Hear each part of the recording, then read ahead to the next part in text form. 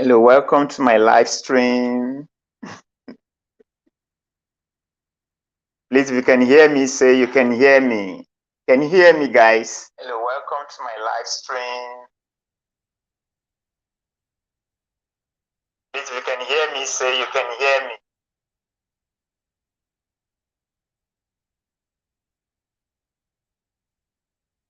Okay, today we want to talk about the IELTS and the International English Language Testing System. That's what we're talking about today.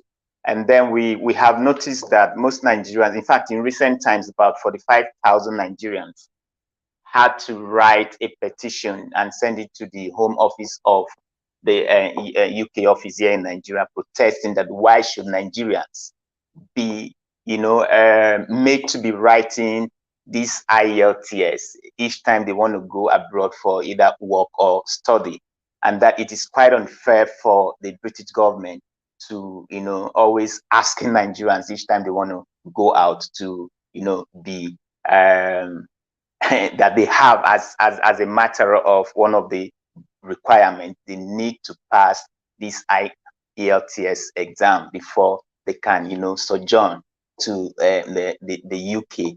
Or is it the TOEFL, the one from the United States? That's the test of English as a foreign language for those going to the US to study.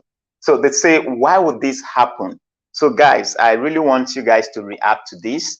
We were British, we're one of the Anglophone countries in Africa, former British colonies. Why is it that we were colonized by the British and that we speak the British language very, we speak the English language very well? Why is it that suddenly we are so deficient in the use of the language, to the extent that it's one of the major requirements for us if we need to go to the UK to study or to work? We need to show a kind of certificate that we are proficient in the language. So that's what we're talking about today. Do you think that is fair, guys? So leave your comments and let's interact and see whether this is okay. So if you can hear me, you just let me know. That you can just type in the comment section that you can hear me, so it doesn't seem as if I'm speaking to a brick wall and then nobody is really listening to me.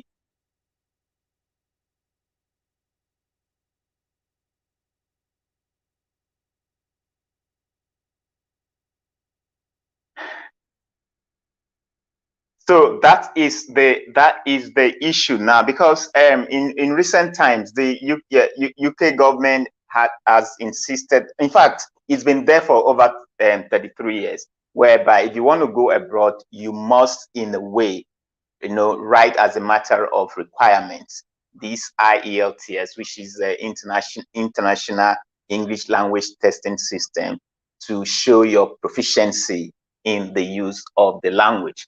And then these protesters, these under the ages of policy shapers, in fact, they had signed about, that's like a couple of months back, they had signed about 45,000 petition and taking it to the Home Office, to the UK Home Office here in Nigeria, in protest that it is quite unfair.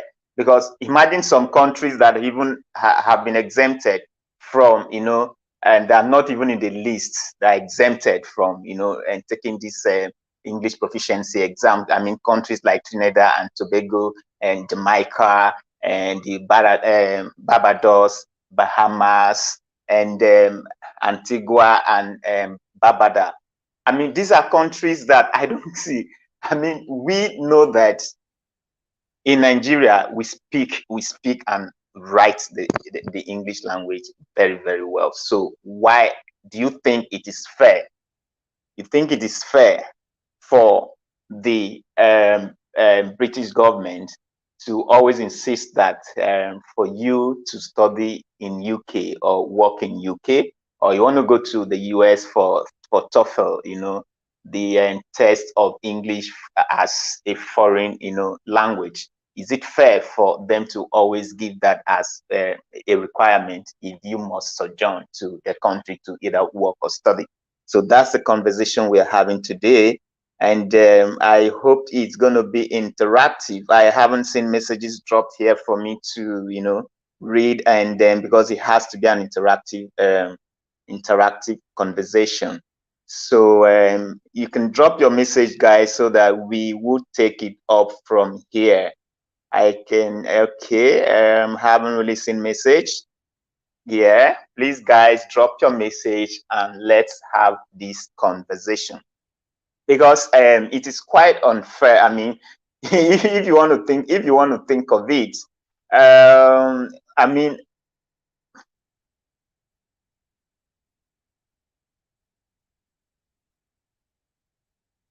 yeah, can you guys hear me?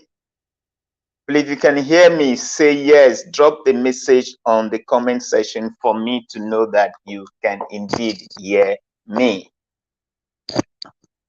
I need to be reading comments. I need to see, and let's make it interactive, please. Let's make it interactive. Let's hear your own opinion. Do you think that it is right?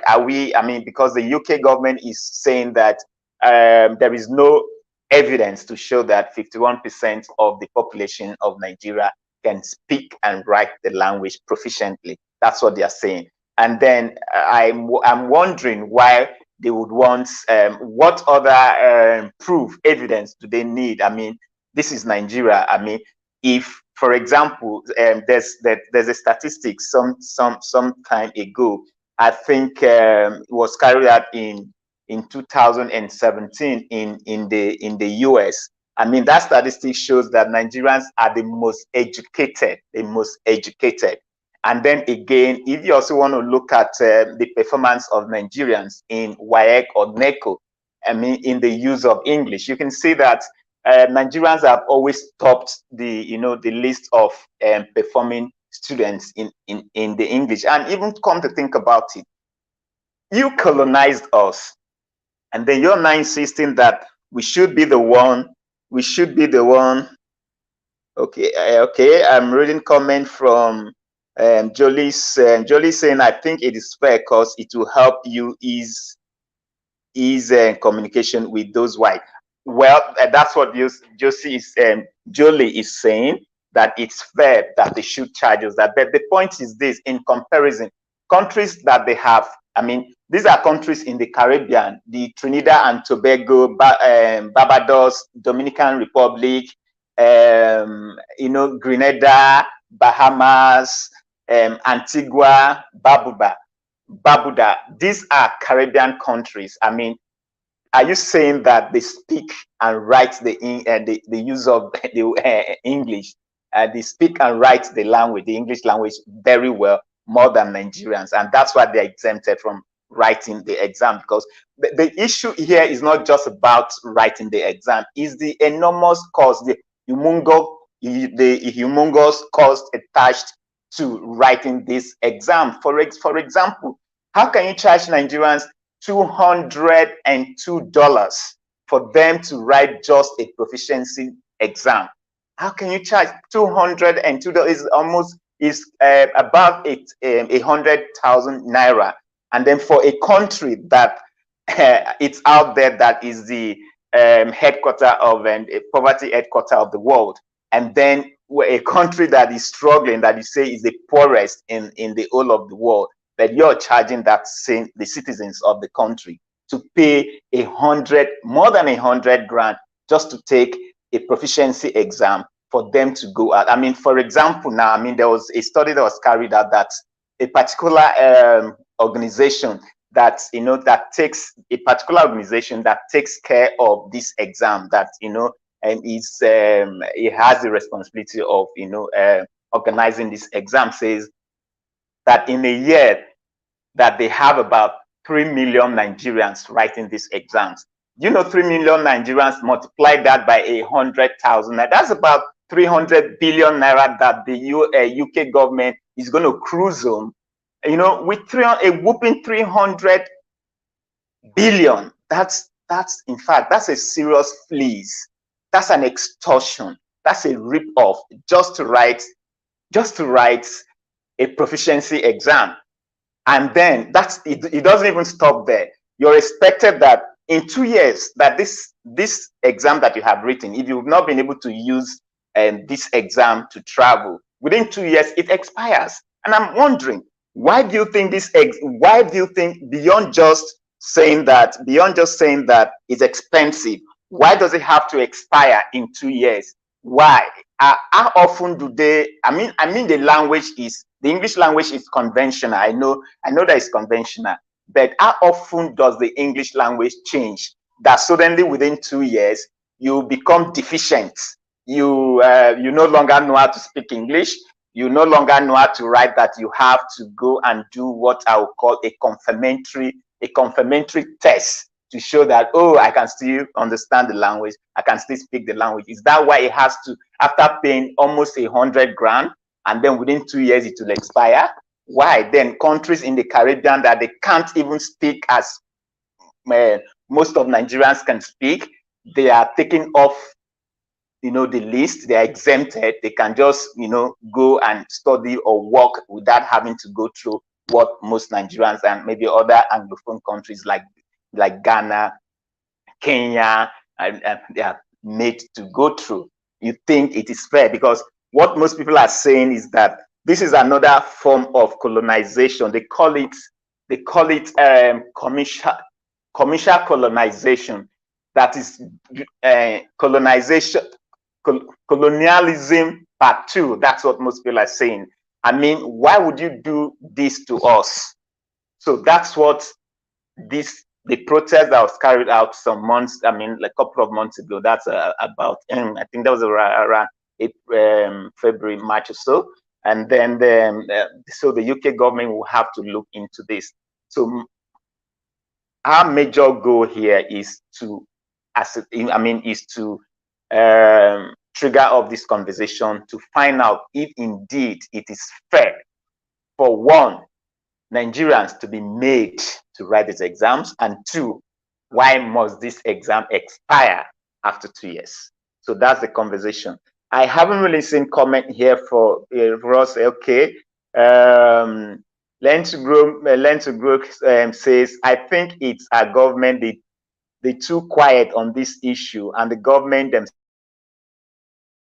seem to be okay with it. Excuse me. I mean, you can't cry more than the bereaved. So I mean, so the thing, well, if the government, I mean, our population is a young population. I mean, our demography is a young population. So if the government cannot do the needful and call the UK government to order, so that we'll be taken or be included in these exemption lists, then the youth will, of course, do the needful, take it to the UK Home Office and continue the protest. Because one, you guys colonized us, you taught us the language, and you showed teach us well. So at what point are we, I don't get it, that you now suddenly realize that we have not, there is no public evidence to show that 51% of the country's population can speak and write the language efficiently.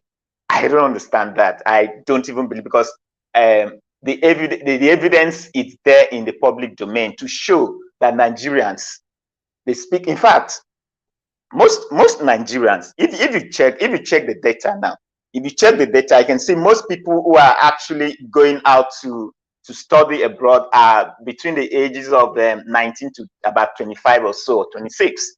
And these are young people. Most of them don't even know how to speak their mother tongue. They don't even know.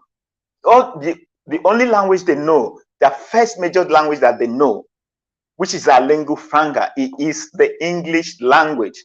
They are taught English language from kindergarten, primary school, they use it in the university, they use it in churches, they use it to transact businesses. That is the language that they use. These are young people. And these young people are, you're not saying that these are actually products of people in maybe in the 80s or 70s. You probably could say that, okay, they were not exposed to things that will make them speak the language. These are people, young people that grew up watching cartoons, grew up doing all kinds of English related things, and then you're now subjecting them to writing IELTS and asking them to pay as high as $202, which is approximately over 100,000 grand. And then it doesn't even end there.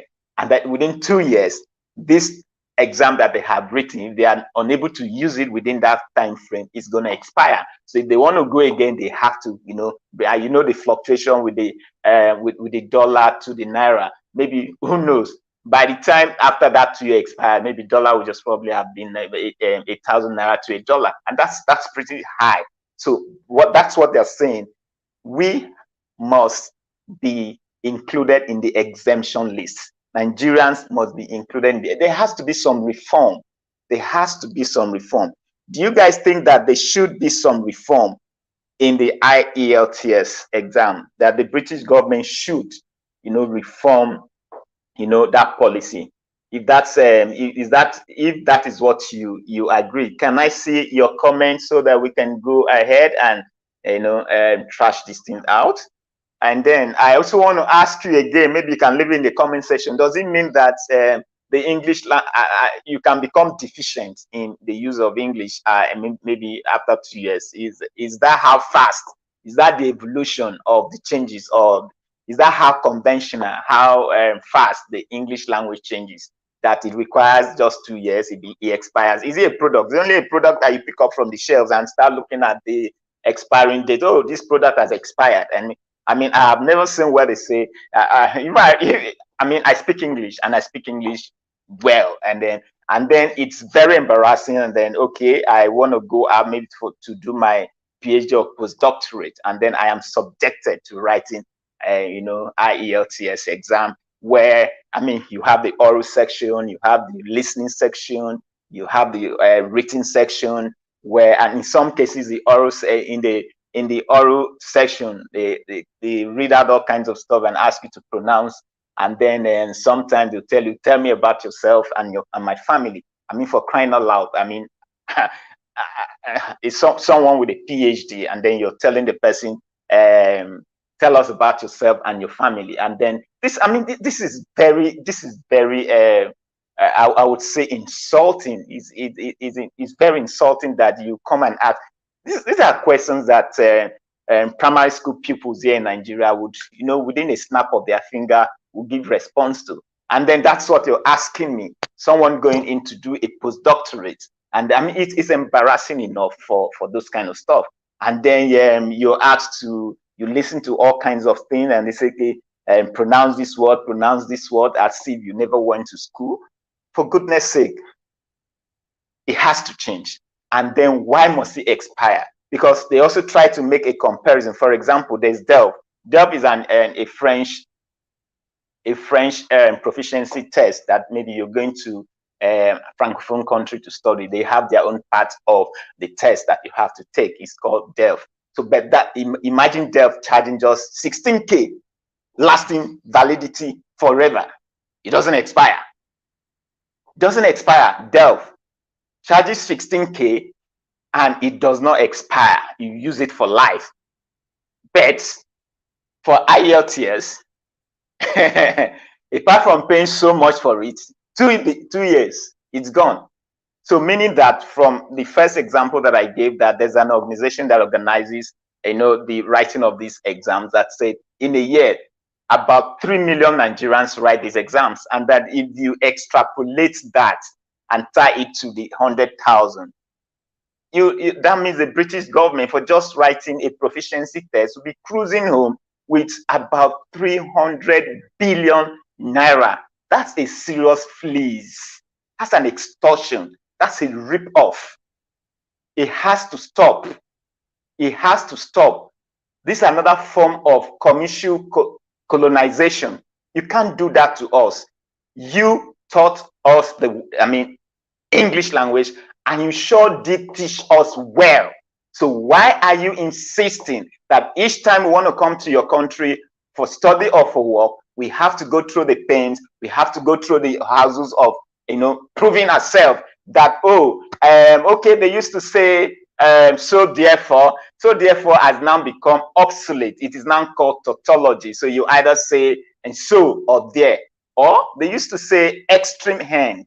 Extreme end is now seen as tautology. So it is now either extreme or end. So for that, how often does that even change? That would warrant that I will have to be coughing so much money to be able to prove to you that the day that you change your dictionary and say, and then include what is this Nigerian word that it's also included in Oxford Dictionary now, and then because of you added just one word to the Oxford Dictionary, so I have to pay 100 grand to come and show you that that word, that the new word that you added to Oxford Dictionary, I can say those. I mean this is trash.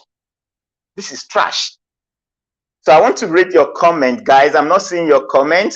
Okay, Shinelo here. Okay, what's the comment here? I'm trying to see your comments.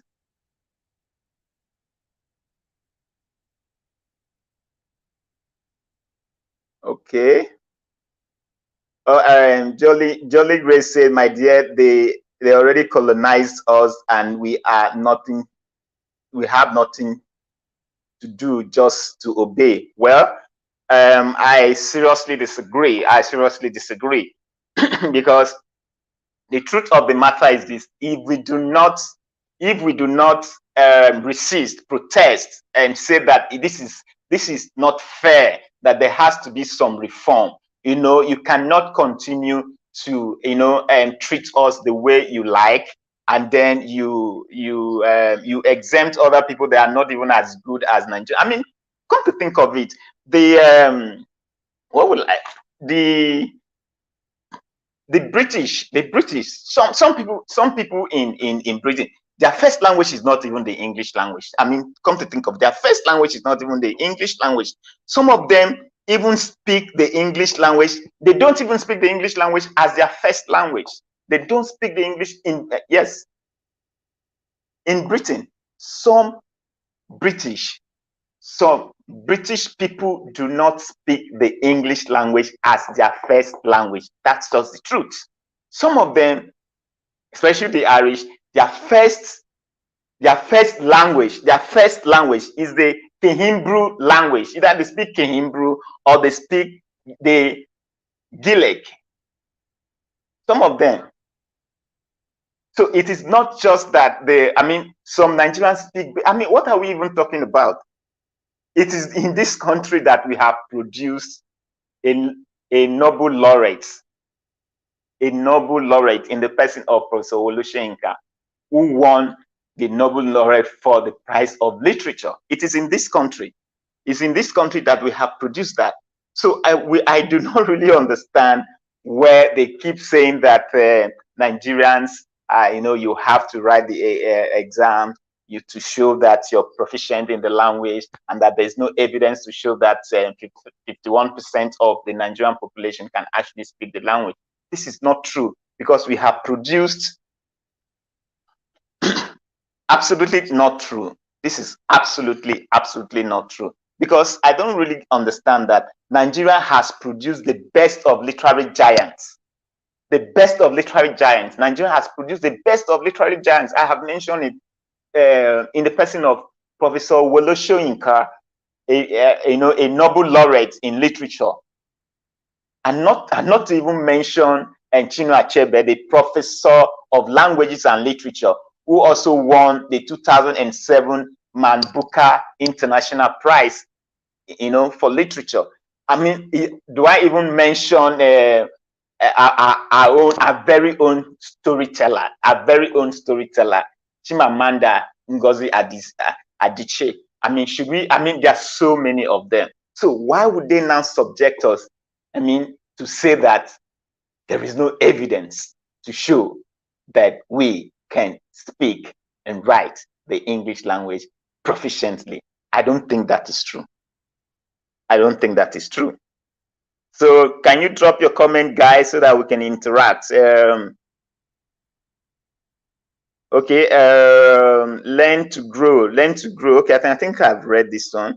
But okay, said our government can hold them responsible. There are ways in UK is dependent on us for something. We have ambassadors to UK. Okay, yeah, but the thing is this. Yeah, our government can hold them responsible. I mean, the policy shapers of this protest, the people that went for this protest now, some of them, in fact, I think the convener of the policy shapers, the convener, had actually had one-on-one with the vice president of the country, who had promised to help. But for some time, he said he had reached out to the vice president and reached out to the Ministry of Education, and then they weren't forthcoming. So what they did was to, do it the way the youth would know how to do it best.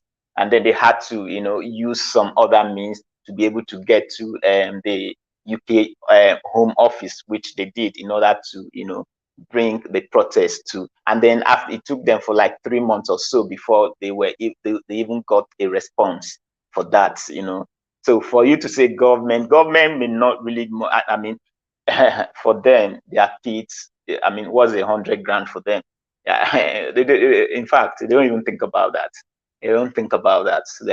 What's 100 grand for them to give to their kids to, go write an exam, and then what's that? So they don't think about that. So except you take the fight to them, they will feign ignorance. They will feign as if they don't know what's going on. So I quite understand what you mean.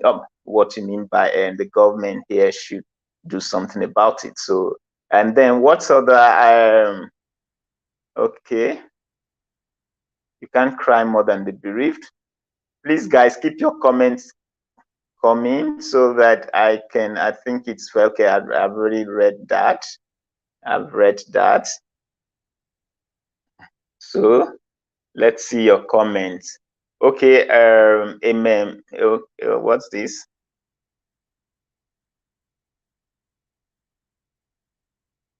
Yeah, some people.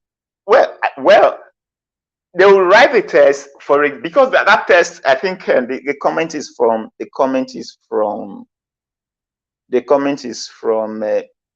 Okay, May Nigerian home cooks. Okay, May Nigerian home cooks. Yeah, some of them they write this test a couple of times before they can even make it. And the fact that, okay, fine, you're writing the test, you're anticipating that. I have a personal experience. Because depending on what you're going to UK to do or what you're going to the US to do, you can either score. Okay, when you say 4, I mean 7. 7 could be sometimes 7.5, sometimes 7.5, or even as high as 8. 8, yeah. So if you score less than that, you probably will not scale through. You know what they say?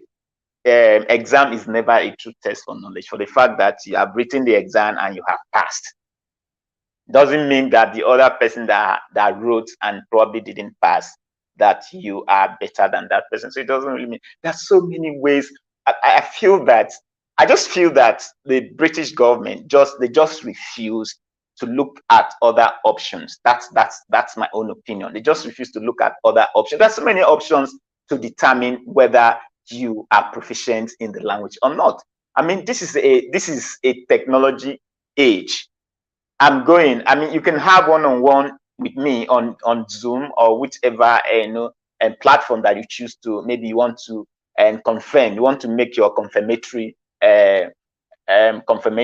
remark or point that, okay, you're proficient or you're not proficient. We can interact. We can have a Zoom conversation, whichever way. That there's so many ways that. Or you can just give me maybe the school that I want to go to. The school I want to go to can maybe ask me to write maybe can give an exam, an online exam that would, the objective is to determine whether I understand and speak the language very well. And then I can write that with no charge, for goodness sake, with no charge. I can write that and send it. And if I passed, and I mean, some universities in UK, some bypass the so-called this IELTS exam. They bypass it. They don't use that as a requirement for you coming over to study. They have their own way. They have their own way of determining whether you're proficient in the language or not. So they can just set an exam for you and then an online exam to show that you are indeed proficient. And then you can also have one-on-one with me. If I'm coming in and then you want to talk to me, I mean, you can talk to me. There's no way you have an audience with me and then you're talking with me. You should be able to determine whether I am deficient or proficient in the language or not. So for you to say that I have to pay as high as 100 grand and that the exam will also expire in 2 years, it's really, really unfair. It's really, really unfair, for a country that you guys colonized, for a country that you guys taught how to speak English, and you taught well. I so believe that. And then for you to come and then start making these demands on them, I feel it is really, really unfair, because there's a bit of ambivalence in the whole thing. You say my country is poor. Oh, my country is the poverty headquarters of the world. And then at the other breath, you're telling me that for me to come over, I have to pay more than 3 times of my minimum wage in order for me to take a proficiency test. How do you expect me to get that money, considering all that logistics, traveling expenses, that is not even apart from writing the proficiency test? There are other expenses that I will have to undertake for me to come over. At the same time, you're still burdening me with more, calling it, you gave it a name, is IELTS. I have to establish my proficiency, and then I have to pay as high as $202 to do that. Yet you said it's really, really unfair. Nigeria has a poverty rate of about 92%. Poverty rate of 92%. Yet a country that has a poverty rate of 92%, you're asking the citizens of that country, if they must come over to your country, they must write an exam which they have to pay 3 times, more than 3 times their minimum wage. I think it's quite unfair. This is not right, and the government has to do something about this. And if the government fails to do the needful, then of course we, the youth, can rise up and do the needful and take the protest to the doorstep of the UK office here in Nigeria. So let me see what you guys are saying. Let me see what you guys are saying. Okay. Okay. Imagine how much they must have spent. It's appalling. Yes, that is the truth. This is made Nigerian home cook. Yeah, that is it. Okay.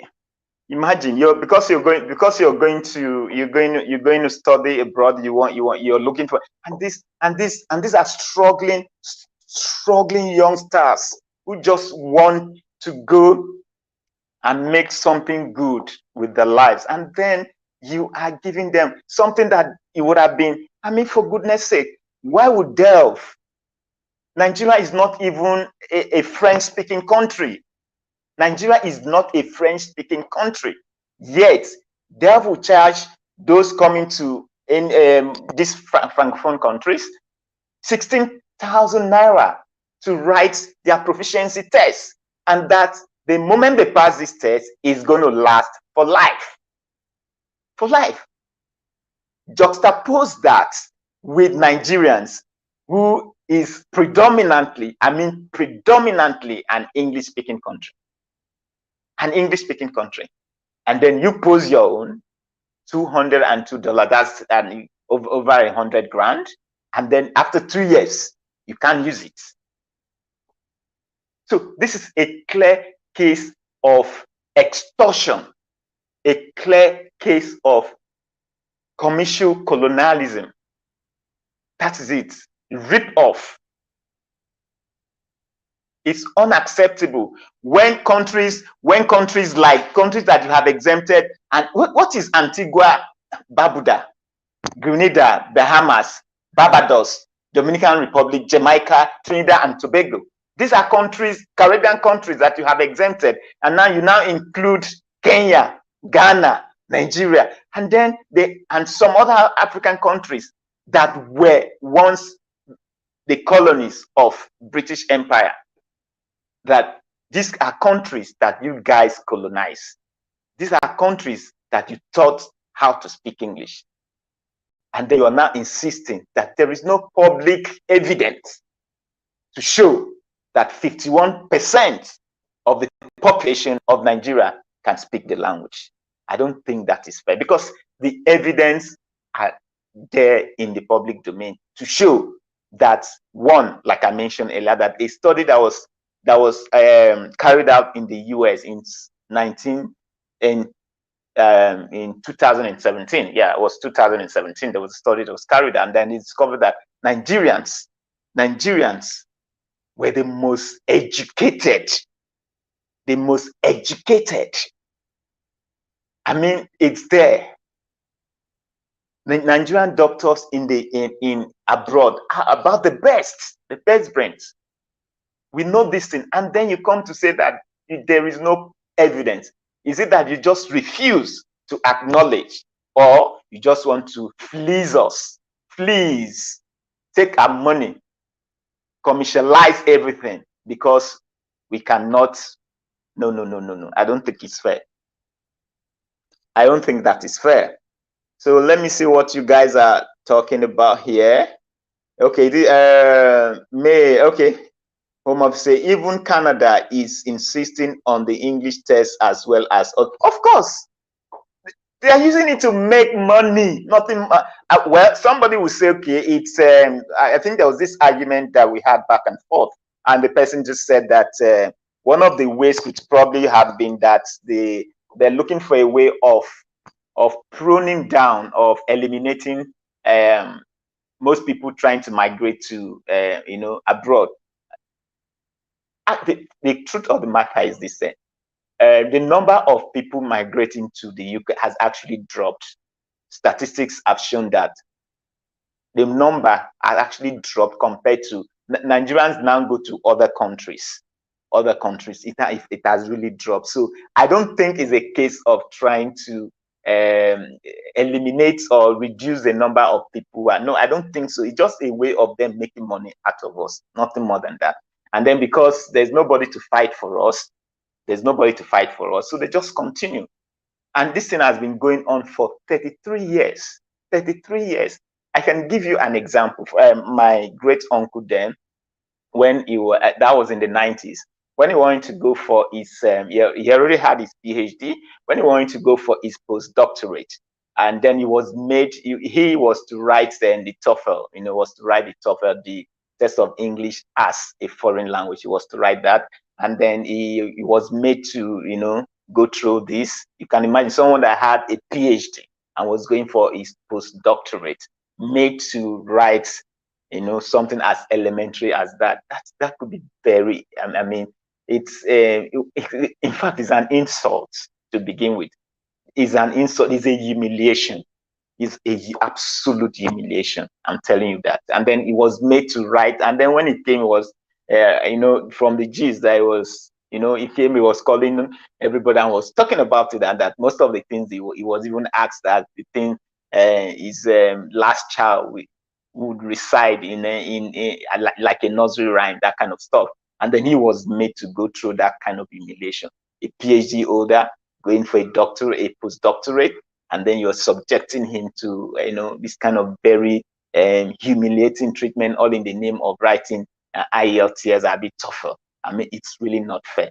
So I do not see that. I don't think it's because they want to establish, and they don't want to establish anything. They're not establishing anything. No. Forget it.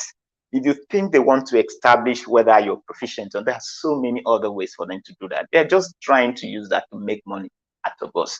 To make money, nothing else. Imagine them cruising home every year, 300 billion, whooping 300 billion naira. And you think that's not a fleece. That's an extortion. So, oh, no, I don't think that. So let me just go ahead and get the comments. And then, guys, keep the comments going, keep the comments. At this juncture, I want to give a shout out to my family, the YTC family, the awesome family. You guys are too much. You guys are too much. The YTC family for always being there for me. I thank you so very much for this platform. Thank you so very much. Akim jams me, say, even when most of the youths are cowards at experience. Okay. Yeah, and then keep your comments coming. I can see a whole lot of my guys are here. And then random YouTube videos. This will only happen to a country who don't recognize their worth and appreciate their citizens. So how do you expect some other countries to take us more highly than herself? Yeah, that's pretty much said. Yeah, that's pretty much said. Because if for goodness sake, if we have to flip the coin now, there's absolutely. I remember there was a time that I think UK government did what even happened that our country had to react. I don't know. I can't really get the thing now, but they did something to us, and then we had to react. And I was asking, to what impact? To what impact? To what impact? There's just one solution to this whole thing. One solution. Make your economy the envy of the world, and all these things would be taken care of. They will drop so many things. When they say your country is the poverty headquarters of the world, what do you expect? But when you make your economy a strong, better economy, and you suddenly, just like this, it becomes the darling bride of the world. All these things will drop. You start seeing visa exemptions, free, and you see a lot of things. Because now your economy is strong. The world wants to associate with you.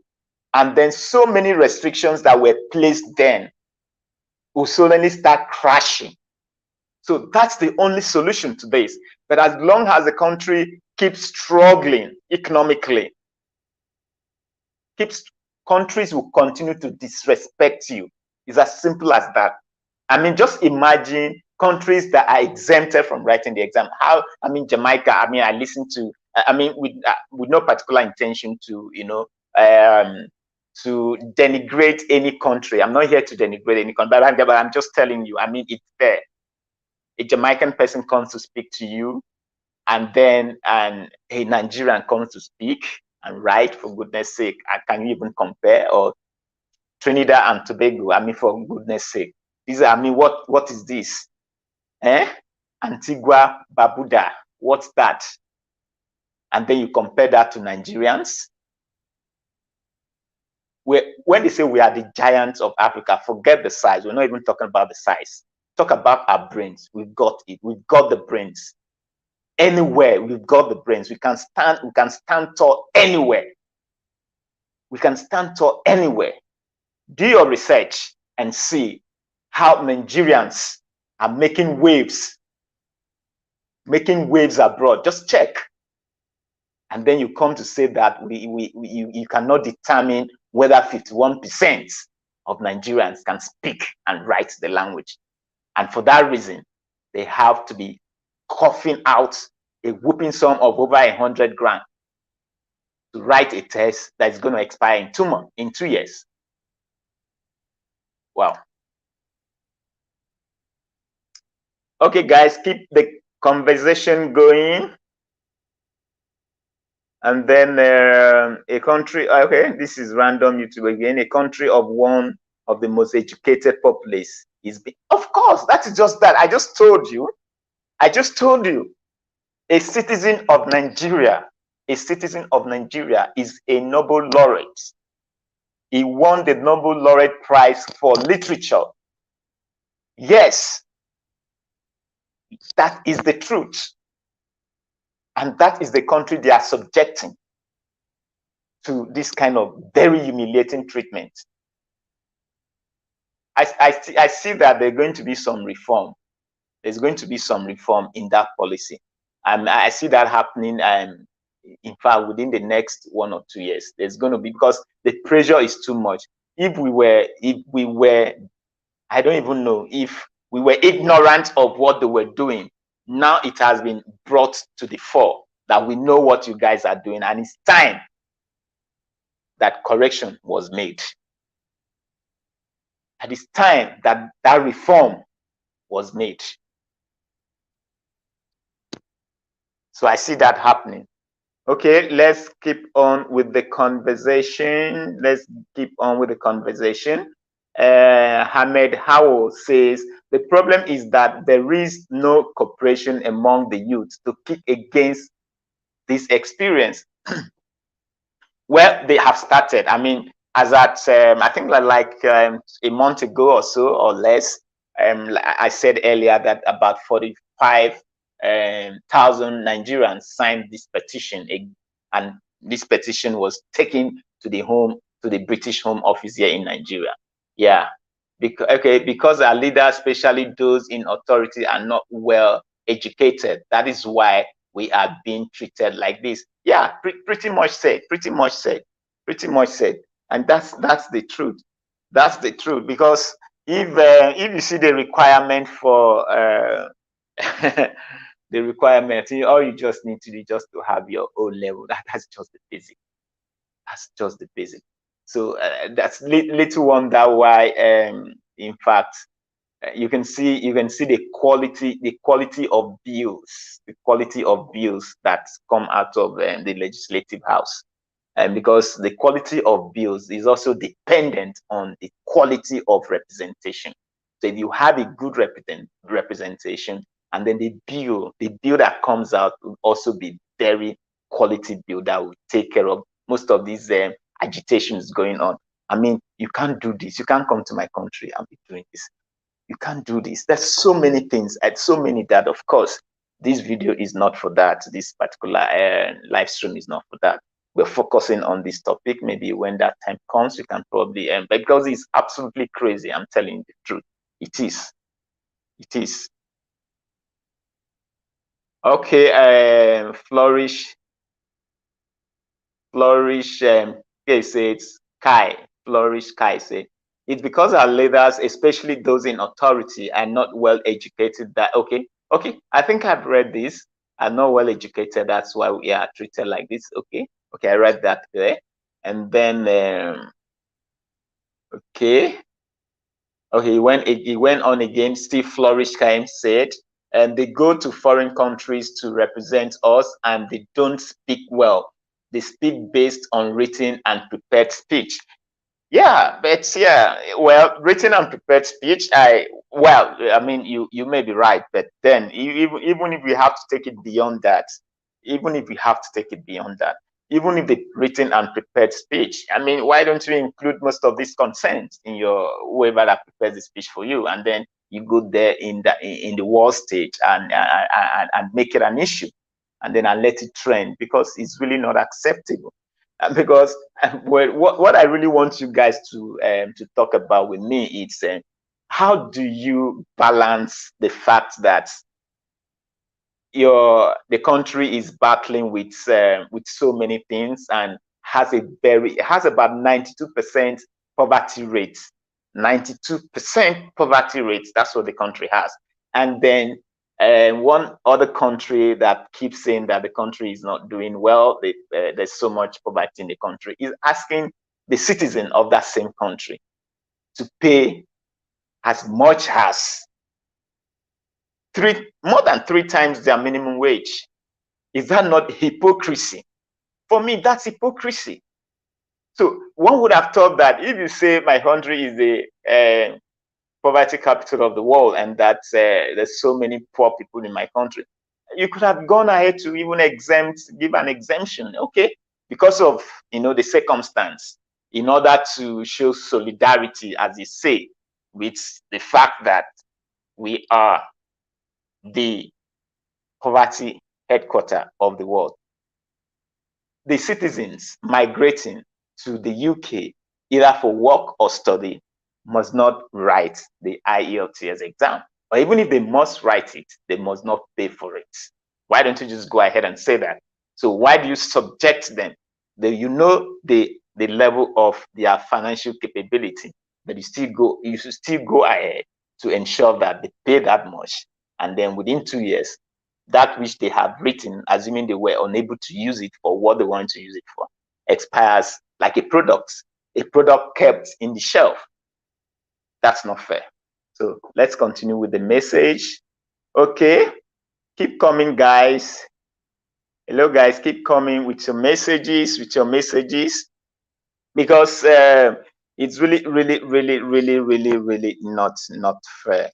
Not fair, because I wanted you guys to also talk about the fact that DELF, the other part, the French, the French proficiency test,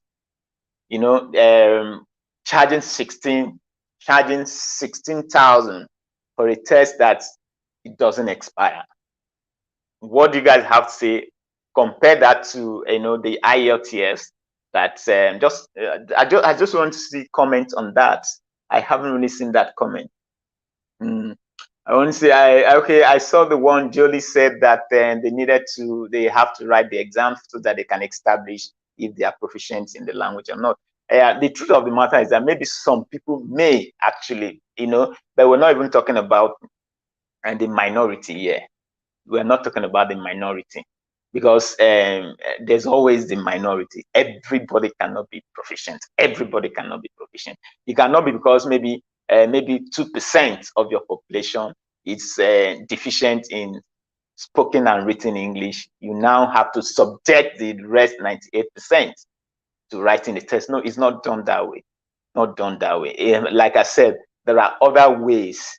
There are other ways of ensuring that you can establish if someone is proficient or not. And then one would have also thought that being a former colony of Britain, that would be exempted from writing the test, because we feel that we use the language. That, I mean, English language here is a lingua franca. We know that one. That's a lingua franca here in Nigeria. That's what we speak. That's what we speak everywhere. That's what we speak. We use it in church. We use it in school, from the kindergarten, the university, everywhere. That's for transaction, everything, English language. So for you to now say that it's not, I don't see there's no other official language in Nigeria. Honestly, there's no other official language in Nigeria. There's a particular country that has about 18, I think it has about 18 official language. And that same country has been exempted. 18 indigenous language. 18 indigenous language. That same country has been exempted from, taking the IELTS exam. Taking the IELTS exam, that same country has been exempted. So it begins to make you think that could it be that I don't even understand. I don't understand this. So that is what we are saying here. So guys, and keep your comments coming. Okay. Okay.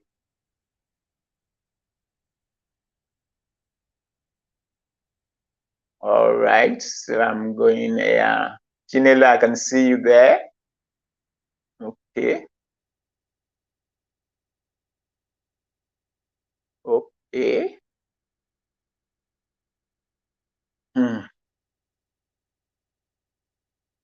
Pretty man, I can see you.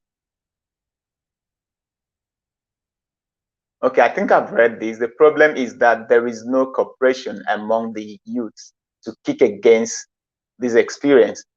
Well, the thing is, in a country where your basic, I'm not trying to hold any brief for the youth, but I'm just trying to see what could be responsible for such a lackluster interest in this kind of protest. I mean, the situation here is anything but okay.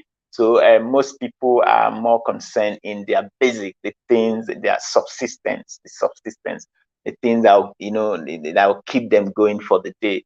It's so bad, it's that bad that then when you talk about protests, they don't even have the wherewithal to begin to engage themselves in that kind of protest.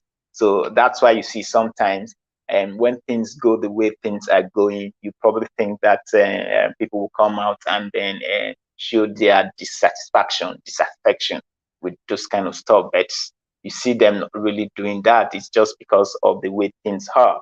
So that's it. I just feel that it's a country of one.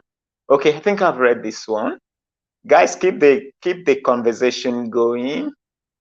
Keep the conversation going. I've not really seen. Have not really seen. Have not really seen comments. I need comments, please. Let's see. Let's see. I just saw like about two that's tend to disagree with the topic. That's okay. They should. I think that was from Julie. He was saying something about then they have to write the test in order for them to show that they are proficient. In order for them to show that they are also proficient. So that is the thing. So now I wanted a situation where I want to see if indeed, whether do you think that if indeed you think this is going to work well also, that will be fine. So now, please keep the conversation going. Keep the conversation going. Let me read your message. Let's read your message. No, I think I've asked the question earlier on. I said I've asked the question earlier on. I said why should we be? I asked this question earlier and I said, why subject us, who are predominantly English-speaking country, to that was colonized by the British and be made to, to take a proficiency test? And that's when. So because it's not as if other countries are not exempted from writing this test. I think there are about, I think 18 countries are exempted from writing this test. So why can't we also make the list? Why? And some Anglophone African countries. And so that's what the protest is about. It's either you will exempt us from writing the test and include us in the list of and the countries exempted from writing the test, and then should also look at the validity. Nobody's talking about the validity, the 2 years validity. No, I haven't seen it in the comment section. Do you guys agree that the 2 years validity period for the IELTS exam, that's after 2 years the exam becomes invalid? Do you think that is the right approach? I haven't really seen comments on that. I thought it was somewhere something we would have and deliberated on and trashed on. You think it's fair that we have to you think it's fair that we have to after writing the exam and then paying so much, and then after 2 years it becomes invalid? I think that is fair. So let's drop your comments, guys. Let's talk.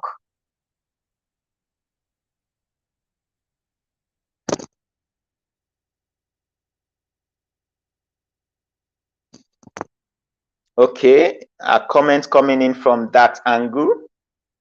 So imagine how much they have. Okay, I think I read this. I haven't really seen new comments on this. I haven't seen new comments on this. I haven't. Okay. Okay, let me give a shout out to my people. If there are no more comments, that we can adumbrate these minutes. If there are no more comments that we can talk about, I wanted to see your views on whether it is okay that the 2 year validity period given to IELTS, whether it is okay. Is it because in the English language is conventional? I think I said that in my opening remarks, that even though the English language is conventional, but how often does this evolution happen? How often does that happen? Is it something that happens every two years that suddenly a word that was used this year, or an expression that was used this year, after 2 years that expression becomes obsolete? Is that why they have to keep that validity for just 2 years, or is just a way of them making constant money, making more money? That's something I wanted us to talk about. I haven't really seen much response on that regard. People are not really talking so much about the validity. So I would think that okay. I think I have read that one. I've seen this one. Let me just keep checking. Okay, I've read that comment.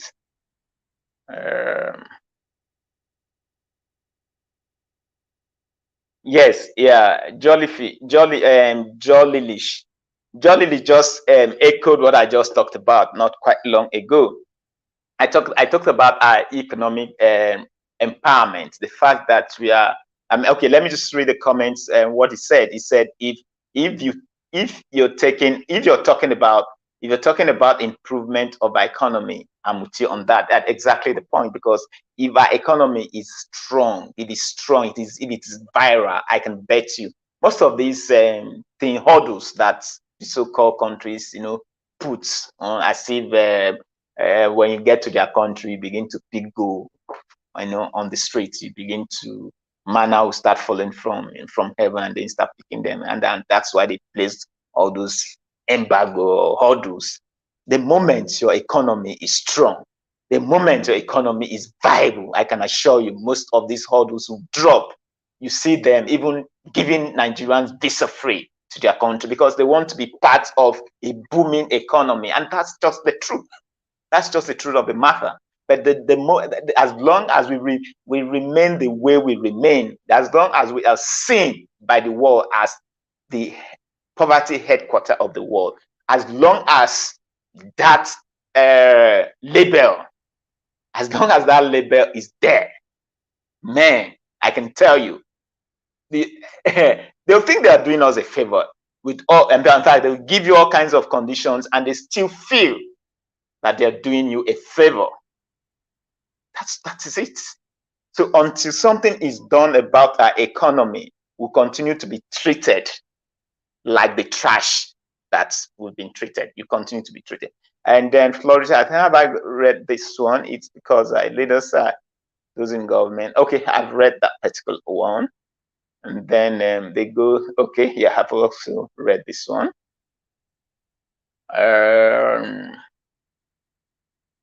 Okay.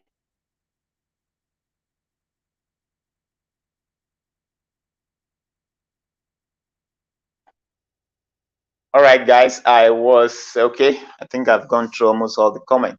Yeah, what I wanted to talk, I wanted you guys to juxtapose is whether it was right for them to set a validity for the exam, that after 2 years, the exam becomes the certificate that you, the result that you obtain from writing IELTS becomes invalid, whether it is right. And because I wanted to establish the fact that is that how often the English language changes, that after 2 years it becomes obsolete. You can no longer, that you have to come to be writing for confirmatory. Okay, I still can speak the language, I still can write the language. So that's the point I am making here. So if you think that the 2 years validity is the 2 years validity that they have placed, it's okay. Let me know. If it's not, let me know. Is the English language that conventional? Does it change that often that warrant that? So that's the conversation I wanted us to have, but I'm not quite seeing I'm not seeing us talk about that. So that is it. That is it. So I just give some shout out to Pretty May. I can see Josephine Adeni. Thank you, Josephine. And Chinelo's Corner, much respect, much respect. Moment with Blessing Akan, much respect. Sylvia Barnes, thank you so much. Smart Kizzy, thank you so much. Thank you so much. Okay, Achinjoli, yeah, thank you so much. Thank you so much. The YTC family, I really thank you for the awesome support that you have given to me on this platform, and I'm super grateful to you guys. Thank you so much. I think if we do not have much to say, we can now bring chats, live stream to an end, guys. Thank you so very much for coming out here to be with me. I so appreciate you guys. Thank you so much. And then that brings us to the end of our live stream. It was nice hanging out with you guys. Thanks. Thank you. Bye. Bye, guys. Bye, guys. This is so awesome. YTC to the world all the time.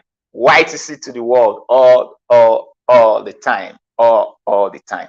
Thank you guys for the awesome support.